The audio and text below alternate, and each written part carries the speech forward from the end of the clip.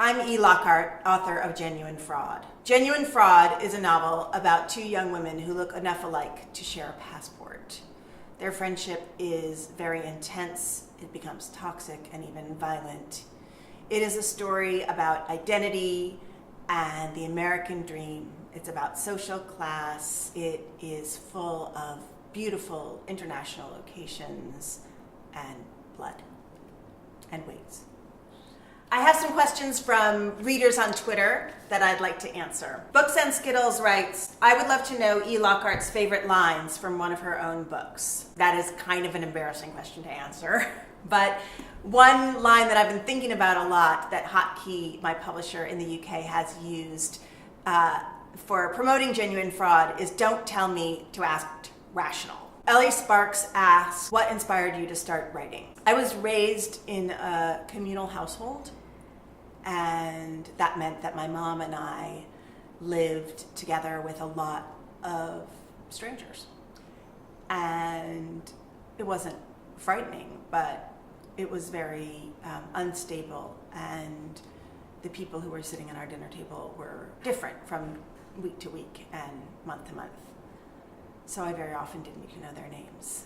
And that is what made me into a reader, and by extension, a writer. I wrote to create my own worlds that I could live in that would be the same every time I visited them. Diana Passy asked, what happened to Frankie at the end of the disreputable history of Frankie Landau Banks? That's an earlier novel of mine, and Frankie is a heroine that a lot of people would like to hear more about, but I don't have any more of Frankie's story to tell you. I think you have to write it for yourself. She represents to me a young woman who is justifiably angry and unaccepting of the status quo. And I think she will continue to be just that. Mia Lofthouse writes, how do you deal with writer's block? And the answer is that I just write. I write something very stupid if that's all I can write. I jump ahead in the story if that's all I can write. I write a description of something that seems almost unimportant if that's all I can write. In We Were Liars, one week I found that I could not write my story. I could only write fairy tales that seemed loosely connected to my story. And I eventually put all those fairy tales into the novel in different places.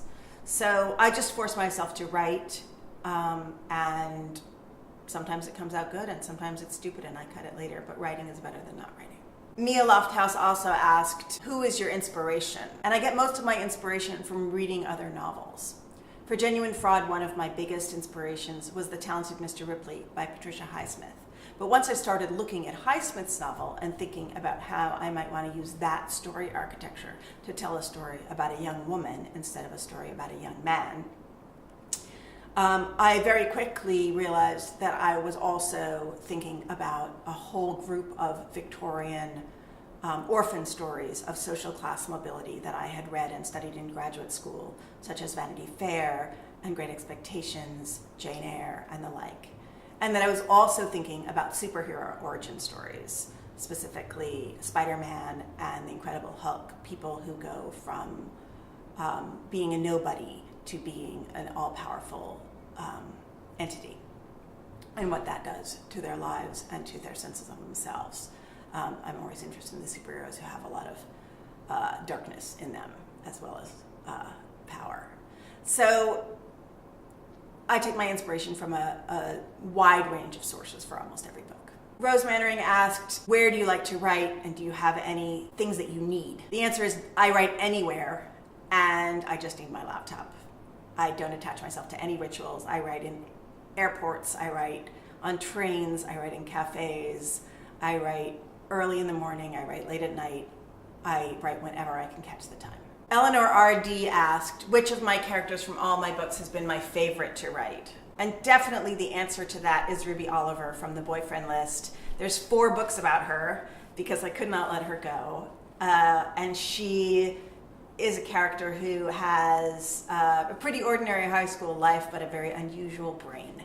And I loved exaggerating the parts of my own mind to become the character of Ruby. That said, I don't write about her anymore, and I get attached to all my characters as I'm writing them. In Genuine Fraud, Jewel West Williams, the protagonist, represents a lot of the darkest parts of myself, the ugliest parts of my personality come out in her, and I'm very pleased that I was able to get that on the page. Nico London 1985 asked, how do you pick your characters' names? And the answer to that is that I use baby naming websites. And they are an amazing tool if you are a writer, because you can look up names by all kinds of influences. You can look up flower names, you can look up magical names, you can look up traditional names, preppy names. You can look up names from all different kinds of ethnic backgrounds. You can look up religious names. So if you are looking to name a character in something that feels resonant or that suggests, their family background in whatever way, they're a really great and really fun resource. And I switch the names of my characters out over and over during the course of writing a novel until I get one that really feels right. Thank you so much for sending in your questions. They were fun to answer. Genuine Fraud is out now in hardcover.